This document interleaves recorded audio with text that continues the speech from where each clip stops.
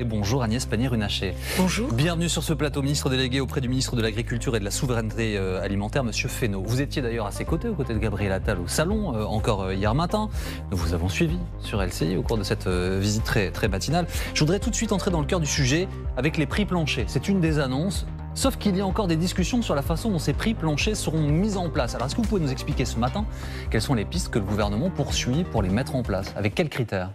Oui, tout à fait. Alors, je veux d'abord dire que c'est ce gouvernement qui, depuis 7 ans, a mis en place 2 lois pour protéger le revenu des agriculteurs. Ce sont les lois Egalim. Et ces lois, elles visent à mieux partager la valeur entre les agriculteurs, les industriels qui transforment leurs produits et la grande distribution qui les vend.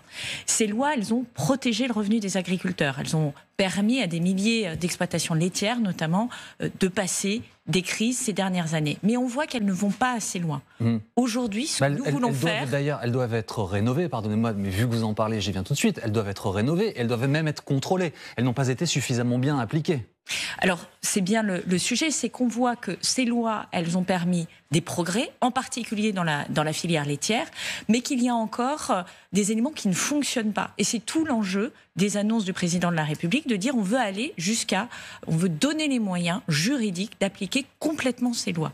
Ces lois, elles visent à définir des coûts de revient dans chaque filière agricole. Ces coûts de revient existent aujourd'hui, ils sont définis par les interprofessions, et à faire en sorte que ces coûts soient utilisés pour calculer le prix des contrats qui seront versés aux agriculteurs. Mais quand vous parlez des coûts de revient, Madame la Ministre, de quoi est-il question? On parle de l'électricité, de la facture, de la main-d'œuvre, de ce que ça coûte à l'agriculteur. Est-ce qu'on prend en compte, par exemple, la protection sociale? C'est une des demandes de certaines associations d'agriculteurs. Alors, vous savez que les interprofessions, elles les définissent déjà, ces coûts de revient. Nous, ce que nous voulons, c'est que toutes les interprofessions le fassent et que la contractualisation progresse. Ce qui fonctionne bien dans certaines interprofessions, dans certaines filières, doit être étendu à l'ensemble des filières.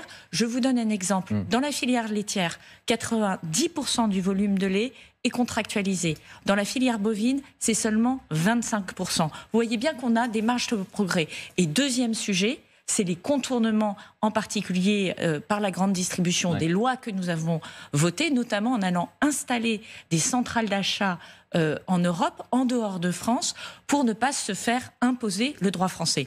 Donc on a des ajustements à faire dans les lois qui ont été mises en œuvre, mais nous restons dans l'esprit des lois Egalim. Ces lois Egalim, je le rappelle, elles ont été fondées sur des grands états généraux de l'alimentation qui associaient tous les acteurs de la filière, les agriculteurs, les industriels, la grande distribution, et elles sont le fruit d'une concertation collective pour mieux partager le revenu et pour rémunérer les agriculteurs pour leur travail. Vous évoquez les laitiers, les producteurs de lait. Sur ce plateau, il y a 10 jours, il y avait Monsieur Chaban, qui est le créateur d'une marque consommateur. C'est qui le patron?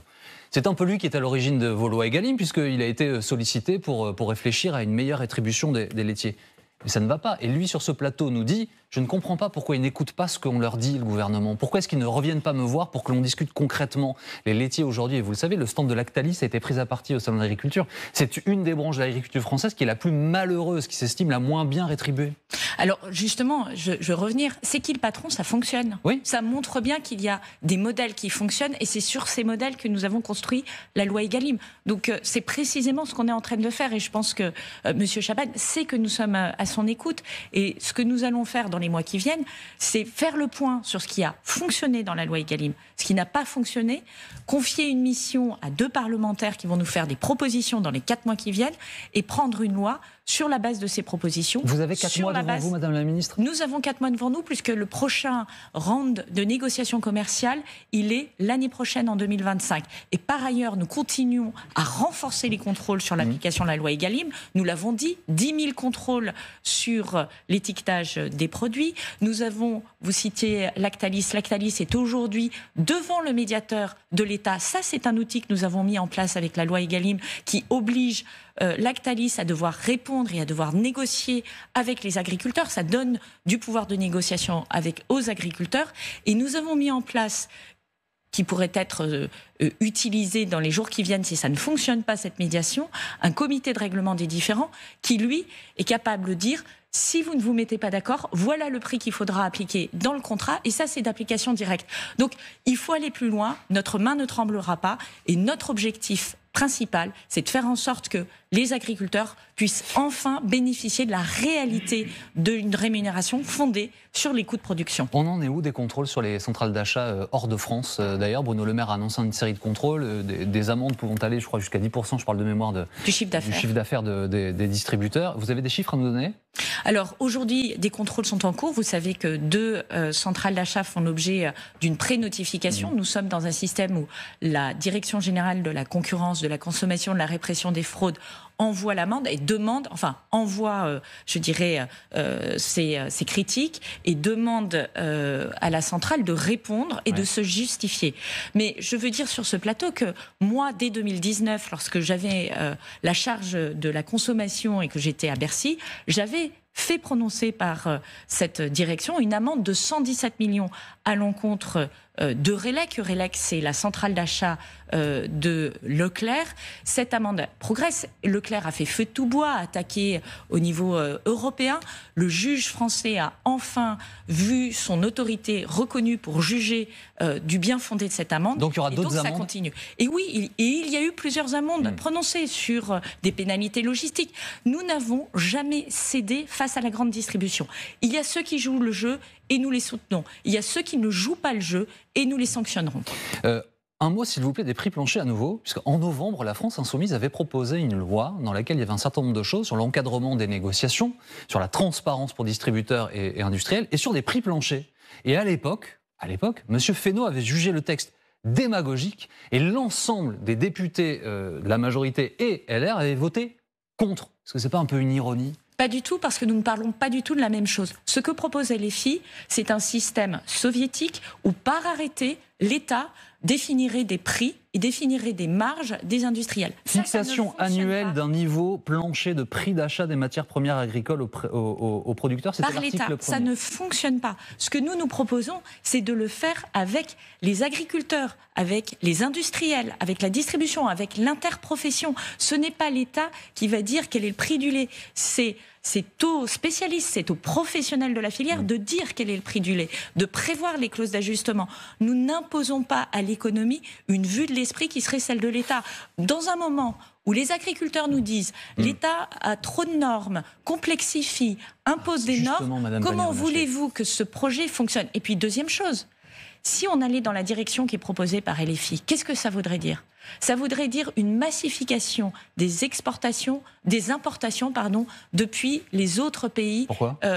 Tout simplement parce que si les prix planchers imposés aux Français sont supérieurs à ce qu'on peut acheter à l'extérieur, qu'est-ce qui se passera? On achètera à l'extérieur. Et dans un monde... Vous n'avez aucun moyen de réguler ça? Mais enfin, si on régule, c'est les pénuries. Je veux dire, à un moment, il faut arrêter de penser que toutes les fixations, toutes les réglementations de prix qui ont été faites dans d'autres pays, elles ont 2 effets. Soit vous augmentez les importations, soit vous avez des pénuries. C'est ça que nous voulons pour notre pays. Vous parliez de normes. Il y a eu le dossier de la PAC est énorme. Les agriculteurs ont dit en gros, mais pourquoi a-t-on autant de retard sur le versement? Et on découvre en fait que l'argent est versé par Bruxelles, mais il est quelque part chez nous. Il est dans l'administration. Est-ce que vous débloquez ça? Est-ce que ça accélère? Et comment vous allez faire pour fluidifier? Alors je rappelle que 99,5% des aides PAC ont été versées. 99,5%. C'était un engagement du Premier ministre. Nous avons accéléré les versements des aides PAC. Mais ça c'est pérenne désormais? Tout à fait. Une partie des aides PAC sont versées par les régions. Donc, sur ces aides PAC versées par les régions, ce n'est pas l'État qui est en responsabilité, ce sont les régions, ce sont notamment les aides à l'installation. Elles ne sont pas versées d'ailleurs tout à fait au même moment que les aides principales que nous pilotons. Vous savez que pour les agriculteurs, entendre ça c'est compliqué, Madame la Ministre, dire c'est pas nous, c'est les régions. Non, je ne dis pas c'est pas nous, c'est les régions. Je vous donne juste une explication. Vous parlez de savoir où sont les aides. Une partie est versée par l'État.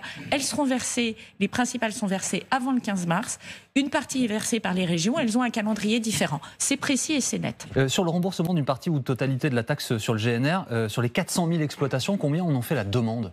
Aujourd'hui, 27 000 exploitations ont fait la demande d'un versement. 2 tiers ont demandé une avance de trésorerie. Nous, comme vous le dites, il y a 400 000 exploitations. C'est 400 000 occasions de faire une demande d'avance de trésorerie. Donc je le dis sur ce plateau, aux exploitants agricoles qui nous écoutent, c'est très simple. Il n'y a pas de condition. C'est une avance de trésorerie que vous pouvez demander au moment où les syndicats agricoles nous disent il y a des problèmes de trésorerie dans les cours de ferme. C'est un outil très pratique et très rapide pour bénéficier de trésorerie. Avez-vous lu le Canard enchaîné ce matin ? Le Canard enchaîné fait état du manque à gagner pour le salon de l'agriculture, de ce qui s'est passé samedi avec la visite du président de la République. 400 à 500 000 euros perdus par le désordre généré par cette journée. Vous avez un commentaire ? Oui, j'ai un commentaire. Quand vous avez 300 à 400 personnes, qui ne sont d'ailleurs pas tous agriculteurs, qui, je dirais, créent une situation de violence dans ce qui doit être une fête. Ce salon, il accueille 600 000 personnes chaque année. C'est le moment de la rencontre entre les agriculteurs et les Français, de la célébration de notre agriculture, de la célébration de notre gastronomie. Je trouve ça très dommage et on l'a vu.